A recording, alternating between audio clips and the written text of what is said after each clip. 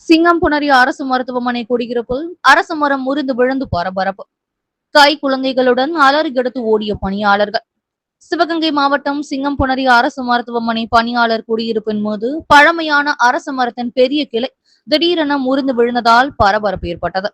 வீட்டிற்குள் இருந்த பெண்கள் உள்ளிட்ட பணியாளர்கள் கை குழந்தைகளை தூக்கிக் கொண்டு பதற்றத்துடன் வெளியே ஓடியதால் பெரும் உயிர் சேதம் தவிர்க்கப்பட்டது.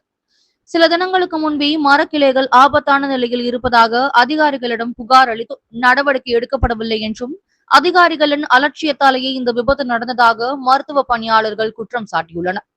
தற்போது குடியிருப்பு சேதமடைந்த நிலையில் மரத்தை முழுமையாக அகற்ற நடவடிக்கை எடுக்க வேண்டும் என கோரிக்கை விடுத்துள்ளனர்.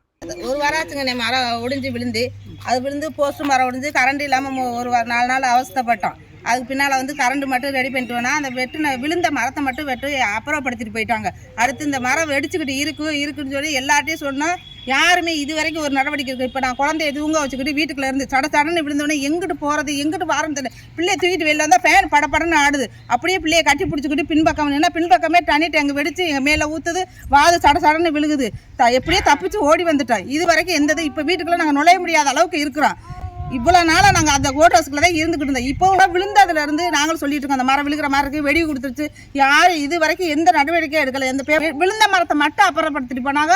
கரண்ட் வந்து போஸ்ட் பண்ணி கரண்ட் கொடுத்துட்டு போனாங்க. அதுக்கு பின்னால் அந்த மரம் வெடிச்சிருக்குன்னு எல்லார்ட்டையும் நாங்கள் சொல்லிட்டோம் தகவல். இது வரைக்கும் யாரும் இல்லை. இப்போ குழந்தைய வச்சு குழந்தை தொட்டியில் தூங்கிடுச்சு. சடங்குன்னு எந்திரிச்சு தூங்கிட்டு எங்கிட்டு வரேன்னு தெரியல.